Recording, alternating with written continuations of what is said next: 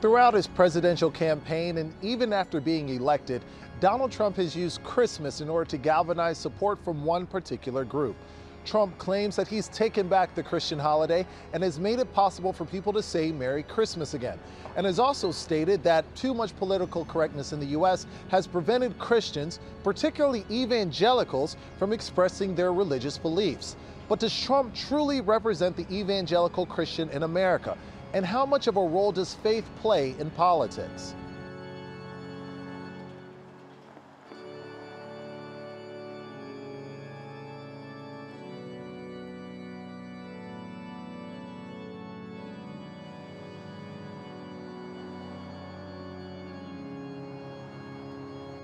Hello and welcome to DC Direct. I'm Lionel Donovan.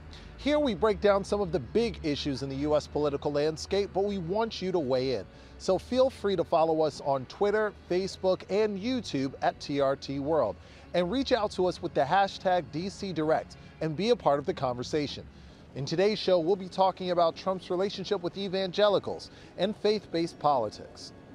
The past few months have been pretty hard on Trump. Between the Mueller investigation, his handling of Saudi Arabia's crown prince, and losing the House to the Democrats, the U.S. president's popularity has taken some hits, and that's seen in his fluctuating approval numbers.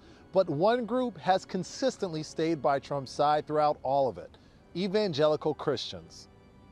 Evangelical Christians, specifically white evangelical Christians, have been some of Trump's strongest supporters. In 2016, Trump drew in 81% of the group during his presidential run, and that number has remained consistently high in the years since the election, currently at around 75%. According to the National Association of Evangelicals, evangelical Christians are defined as those who believe conversionism, or being born again through following Jesus Christ, holding the Bible as the ultimate authority in all things, believing in the sacrifice of Jesus Christ as the path to the redemption of humanity, and this one is key, activism through spreading the gospel. So how do these religious principles apply to political positions? We sat down with Dr. Harold Dean Trulear, who teaches applied theology at Howard University, and he gave us some insight into how faith informs politics. Most people are self-interested, and it reflects in their religion and in their politics.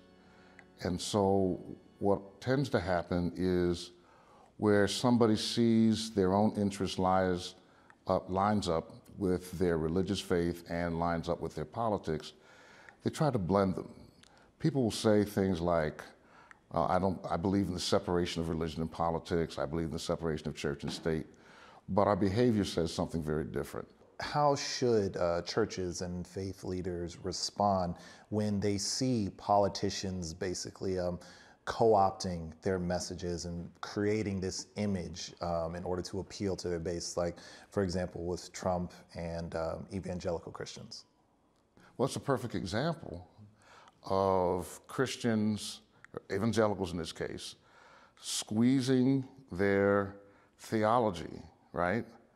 Being very selective about what theological truths they were going to hold on to in order to support somebody who, in a variety of ways, offends their theological sensibilities. There is no one candidate that's going to fully embrace anyone's theological faith position or religious faith position. So what a candidate can do is they can grab something from that faith tradition with which people can resonate and create the illusion that they represent the whole of their tradition. The role of faith is to always appeal to the higher ground and not find itself limited by partisan politics or the politics of compromise. So now that we have a better understanding of the relationship between faith and politics, how will the new generation of church leaders navigate that relationship going forward? Joel Pazmino is an evangelical pastor based here in D.C. As an evangelical, Pasmino makes it a priority to make sure that his message is as inclusive as possible because he knows his congregation is very diverse.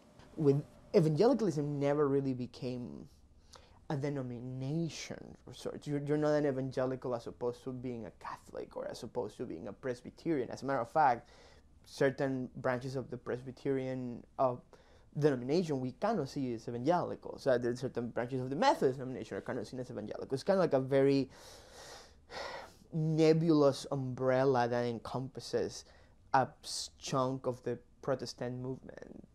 Although Pasmino is very passionate about delivering his message, he's also very aware of the problems in regards to those who claim to share his beliefs. They basically have buildings. I think there's people that have left the church because of it. I think that there's a group of people, I think the New York Times ran an article a few months ago how basically minorities are kind of like doing an exodus of the evangelical church precisely because of phenomena like this. I actually think that Jesus is incredibly political. I just don't think that Jesus is partisan, if that makes any sense. So politics are about people, and God cares about people. Part of the problem right now that a lot of minorities are experiencing is kind of like evangelicals that want to divorce the social elements of the message of Jesus from the theological elements, and they're using that as a cop-out for not engaging the suffering and the pain that people are experiencing, kind of like turn a blind eye to it, right? So we don't want to do that.